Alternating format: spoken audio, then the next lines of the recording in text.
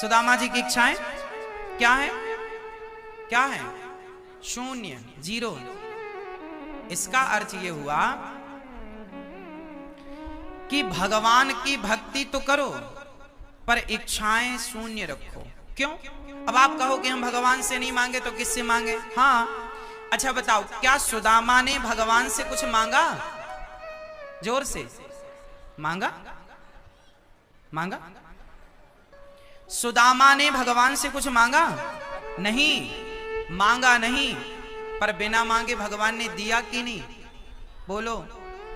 जब आप सुदामा की तरह केवल भक्ति करने वाले बनेंगे और कामना शून्य करेंगे तो मांगना ही नहीं पड़ेगा। वो तो बिना मांगे दिया सुदामा जी को। जब सुदामा को बिना मांगे दिया तो आपको मांगने की जरूरत क्या है? आप सुदामा की तरह बने तो सही, उनकी तरह प्रेम करें तो सही, उनकी तरह समर्पण होए तो सही। मांगना कहां पड़ता है? और भगवान यदि आपको मिल भी जाएं तो आप क्या मांगते हैं भगवान से? पैसे ना। हम तो आपसे बार बार कहते हैं यही बात कि भगवान से धन की कामना ना करो। धन कोई बहुत बड़ी बात नहीं है, धन तो वैश्या भी कमाती है।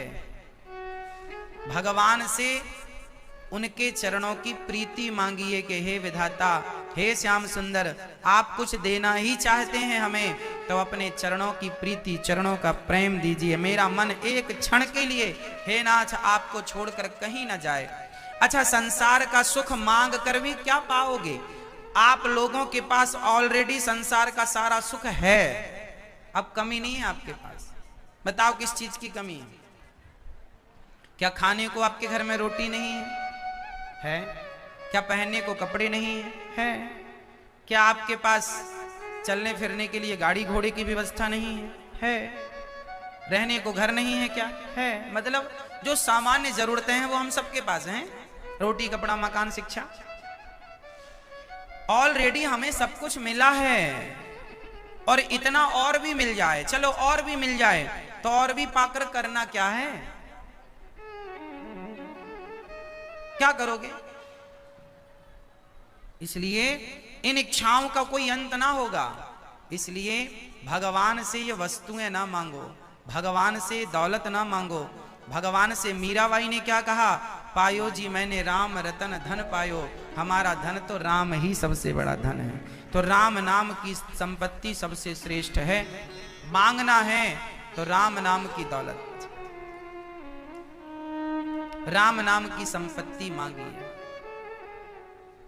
सुदामा जी की तरह कुछ ना चाहा सुदामा जी ने, 4 मुट्ठी चावल। आज बहुत दिनों बाद पत्नी सुशीला रोज कहती थी आपके मित्र द्वारिकाधीश से जाकर कुछ मांग क्यों नहीं ले आते? सुदामा जी बोले राम राम, मैं मांगने नहीं जाऊंगा।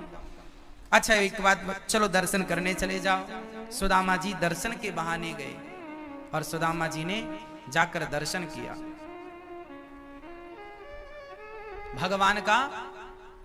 दर्शन किया सुदामा जी, 4 मुट्ठी चावल लेकर चले। रास्ता पता नहीं, शरीर जर्जर है, बूढ़ा शरीर है, 4 मुट्ठी चावल लेकर चले।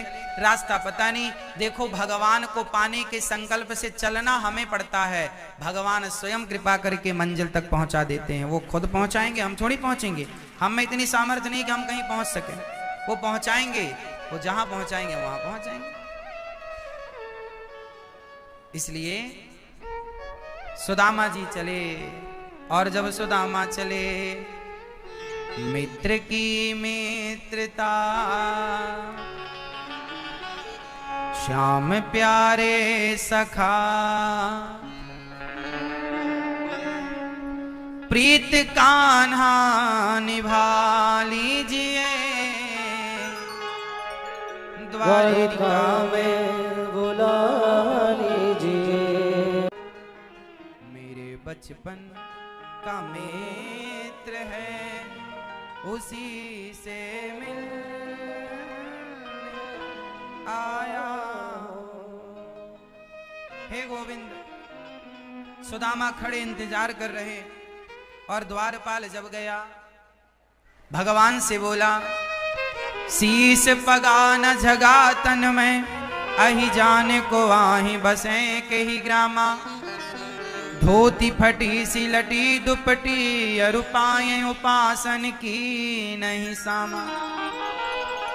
द्वार खड़ो ध्वज दुर्बल एक रहो चकिसो वसुधाभिरामा।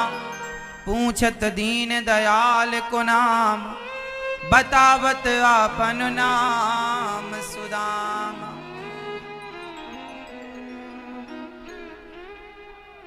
कौन आया है? सुदामा। हाँ सुदामा। दौड़ पड़े द्वारिकाधीश। सुदामा सुदामा। दौड़ पड़े द्वारिकाधीश, मेरा मित्र आया है। सुदामा सुदामा पुकार रहे हैं भगवान सुदामा को। सुदामा जी सोचे कि अभी तक तो आए नहीं, तो सुदामा जी वापस जाने लगे। तभी भगवान के सुर कान में पड़े, सुदामा मित्र सुदामा। पलट कर देखा, वही घुंघराले बाल, वही छवि जो बचपन में देखी, कुछ भी तो नहीं बदला। सुदामा ने देखा कब कृष्ण पास में आए और सुदामा को हृदय से लगा लिया। मित्र हमें छोड़कर तुम कहां जा रहे हो, चलो। सुदामा ने कहा कन्हैया तुमने बड़ी देर कर दी आने में। भगवान ने कहा मित्र सुदामा देर हमने नहीं, देर तो आपने कर दी द्वारिका आने में। कोई अपने मित्र से मिलने में इतनी देर लगाता है? सुदामा और कृष्ण दोनों गले लगकर रो रहे हैं। सुदामा जी बोले अब आज्ञा दो, दर्शन करने आया, दर्शन हो गया, जाऊं। भगवान बोले मैं आपको कुछ देना चाहता हूं। क्या देना है द्वारिकाधीश? जो देना है दे दिया आपने। संसार के आगे आपने मुझे गले से लगाकर जो मेरा सम्मान बढ़ाया है ना गोविंद, वो सबसे बड़ी दौलत है।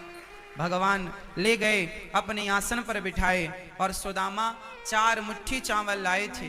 प्रथम मुट्ठी भगवान ने ली, सुदामा के चरणों को धोए, चरण धोए आंसुओं से। देख सुदामा की दीन दशा, करुणा करके करुणा निधि रोए।